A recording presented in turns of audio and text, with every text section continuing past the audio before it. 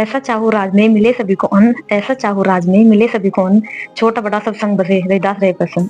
Hi everyone, welcome back in your channel लेकिन thinker, where we discuss ideas that's matter to you and one nation. Friends, कैसे आप सब? उम्मीद करती हूँ कि आप सब अच्छे ही होंगे, और अगर आप अच्छे भी ना हो तो उस गुरु महाराज की दुआ से अच्छे हो जाओगे। और उम्मीद ये करती हूँ कि आप सब अपने ड्रीम्स को लेके, अपने टारगेट को लेके दिन रात मेहनत कर रहे होगे, अपने मम्मी पापा के प्रति आप जो करते हुए हैं उनको पूरा करने की कोशिश करते होगे।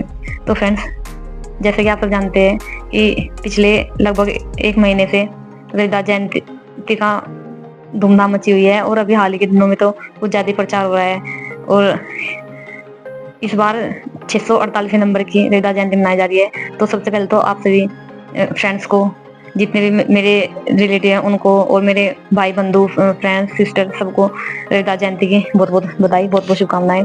और मैं उस मालिक, उस पिता परमात्मा से ये दुआ करती हूँ कि आप स्वस्थ रहिए, अपने प्रति, अपने परिवार के प्रति, अपने सपनों को साकार करने की, मेहनत करने की, उन पर चलने की एक प्रेरणा ले और उन पर अग्रसर रहे। तो फ्रेंड्स, चलिए थोड़ा शुरू करते हैं। फ्रेंड्स, मैंने एक वीडियो और भी बनाई थी इनको लेके, तो उसी को मैं थोड़ा सा और आगे बढ़ाऊंगी, क्योंकि फ्रेंड्स अभी हाल ही में, चलो उस मैटर के बारे में बात नहीं करेंगे। अभी हाल में इलेक्शन, दिल्ली का इलेक्शन भी हो गया था, तो सबकी नज़र उधर ही टिकी हुई थी। इस वजह से मैं बीच में भी वीडियो नहीं डाल पाई। तो फ्रेंड्स, कुछ मैं थोड़ा सा बिजी थी, because I have also problem, and so इस वजह से मैं वीडियो नहीं डाल पाई हूँ। तो फ्रेंड्स, आज थोड़ा सा डिस्कस करूँगी। फ्रेंड्स, जो परम संत शिरोमणि सतगुरु रविदास जी हुए, वो एक ऐसे संत हुए हैं, मानो एक हमारे जो यूथ है उनको एक आइकन का काम किया है उन्होंने। और इनका जन्म काशी, जो कि आज की डेट में वाराणसी में बहुत बड़ा इनका मंदिर भी है, और प्राइम मिनिस्टर ने भी शायद इनका मंदिर बनवाया हुआ है वहाँ पे, और वहीं इनकी जन्मभूमि भी है रविदास जी महाराज की। और माना जाता है कि लगभग जब इनका जन्म हुआ था 14वीं शताब्दी में, तो मानो उस टाइम इतना भेदभाव, इतनी कुर्तियाँ और इतनी गरीबी इतना था सब समाज में, और वही था, ऊंच नीच का था। और आप लगा लो कि 648 मना रहे, तो लगभग 800 साल पहले की घटना होगी, या फिर पहले की, जब 14वीं शताब्दी का मतलब आप अंदाजा लगा लो क्या कितना टाइम हो गया होगा। तो उस टाइम मतलब इतना भेदभाव भी था कि कुछ ब्राह्मण जो पंडित लोग थे, उन्होंने इनके साथ में तरह तरह की मतलब चीजें की है कि नीची जाति में भी मतलब इस तरीके के संत कैसे जन्म ले सकते हैं जब हम लोग पंडित हैं। तो ये तो पूजा अर्चना का हमें मिलना चाहिए, हम ही कर सकते हैं इस काम को। तो फ्रेंड्स, एक छोटी सी स्टोरी है इनकी, जातक कथा मैंने पढ़ी थी, वो मैं आपके सामने ही शेयर करूंगी। और माना जाता है कि इनका जो जन्म है एक साधारण से परिवार में हुआ था, लेकिन फ्रेंड्स, ये कोई साधारण इंसान नहीं थे, ये बहुत ज्यादा असाधारण इंसान थे। मतलब आप इनका पूरे जो इनका समर्पण था, वो अपने काम को लेके हर टाइम अपने काम से प्रेम करते थे। ना इनको किसी की मतलब ये लालच था, ना किसी चीज को लेके, धन को लेके, किसी और चीज को लेके, मतलब इनके मन में कुछ इस तरह की भावना नहीं रहती थी। बस ये जो भी इनके गुरु थे रामानंद जी, उनकी सच्चे मन से, सच्चे भाव से उनको ये सेवन करते थे। तो माना जाता है कि ये इनका गंगा के प्रति बहुत ज्यादा प्रेम था। जब इन्होंने अपने जो उसमें से जो चमड़ा भिगोया जाता है, जिसमें से क्या बोलते हैं, कटौती में से, जब इन्होंने वहां से गंगा प्रकट हो गई थी, तब इनकी जय जयकार मची। और वो मैंने पिछली वीडियो में उसको डिस्कस किया है। अगर आपने वो वीडियो मेरी नहीं देखी तो प्लीज आप उसको देखना जरूर। मैंने एक स्टोरी शेयर की है, मेरी आप लोगों से ये रिक्वेस्ट है कि आप उसको देखना जरूर। और फ्रेंड्स, ये माना जाता है ना कि कुछ लोगों की धारणा थी कि भाई जब ये नीच थे, ये चमड़े का मतलब काम करते थे, जूते बनाने का, तो इनकी कटौती में से गंगा कैसे आ गई। और इन्होंने इतने अपने लाइफ में इतने चमत्कार इन्होंने किए हैं। जैसे जब जो ब्राह्मण समाज था, उन्होंने ये इनके पीछे लगे कि जब आप राम का नाम कहते हो कि आप राम का नाम ले रहे हो, तो ना तो आपके गले में जने हुए हैं, ठीक है, जने होता है जो पंडित लोग गले में डालते हैं, और ना ही कुछ इस तरीके की आप वो बांधते हो, तो फिर आप कैसे संत हुए। तो जब बड़ी सभा में इनकी मतलब इंसल्ट करने की कोशिश की गई, तो तब भी उन्होंने सच्चे मन से उस परम पिता परमेश्वर को याद किया, और अपने चेस्ट चीर के इन्होंने दिखा दिया कि तुम तो केवल बार बार दिखावा करते हो, मेरे तो अंदर वो परम पिता परमात्मा है, मेरे अंदर वो वास करता है। तब उन्होंने दिखाई, तब इनकी जीत हुई वहाँ पे। तब जो पंडित लोग थे उनकी हार हुई, और ये कहा था कि अगर तुम्हारे अंदर थोड़ी शक्ति है ना रविदास, तो तुम ना गंगा मैया में हमें ये शालिग्राम तैरा के दिखा दो, और अगर तुमने शालिग्राम गंगा मैया में तैरा दिया ना, तो तुम्हारी जय जयकार होगी, और तुम्हें संत सबसे बड़ी संत की उपाधि दी जाएगी। जो वहाँ के राजा थे और जो वहाँ के पंडित थे, उनमें सब में ये बात हुई। तो फाइनली हुआ क्या था, जो ब्राह्मण लोग थे उन्होंने अपना शालिग्राम तो लकड़ी का बनवा लिया था, और जो गुरु रविदास जी थे उनका शालिग्राम पत्थर का बनवा के दिया। और जब अगले दिन नेक्स्ट डे हुआ तो उन्होंने मन ही मन में वो चाल चली, और इन्होंने गुरु रविदास जी ने अपने सच्चे मन से उसकी परमपिता परमात्मा की भक्ति में लीन थे और अपने मन से बोलिया।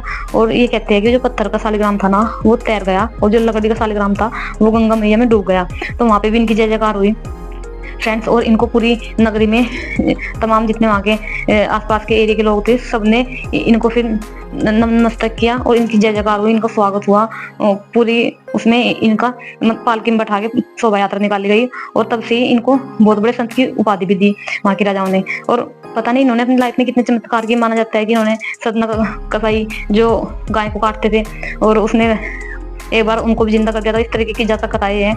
और फ्रेंड्स कंक्लूजन तो ये है कि कुछ लोग कहते हैं कि भाई ये तो दलितों के है, नीच जाति से है, एसटी एससी।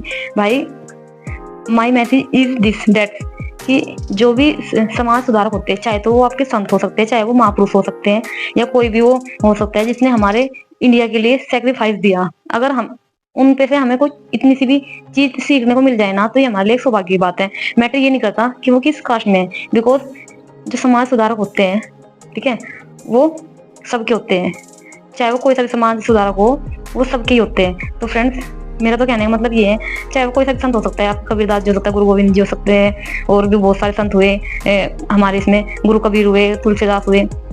यहाँ तक कि जब वाल्मीकि भगवान ने रामायण लिखी थी, पहले ही लिख दी थी उन्होंने तो वाल्मीकि भगवान ने, ठीक है। और आज उस रामायण को तो हर साल दिखाया जाता है, ठीक है। कभी जो वाल्मीकि भगवान है उनका भी जीवन दृश्य दिखा दो, इस तरीके से दिखाना चाहिए, जबकि लिखी उन्होंने थी वो पहले प्रिडिकेशन उन्होंने कर दी थी, भविष्यवाणी उन्होंने कर दी थी, और आज उनको पूछा जाता नहीं है। ये देख लो हम किस देश में, किस राजनीति में जी रहे हैं।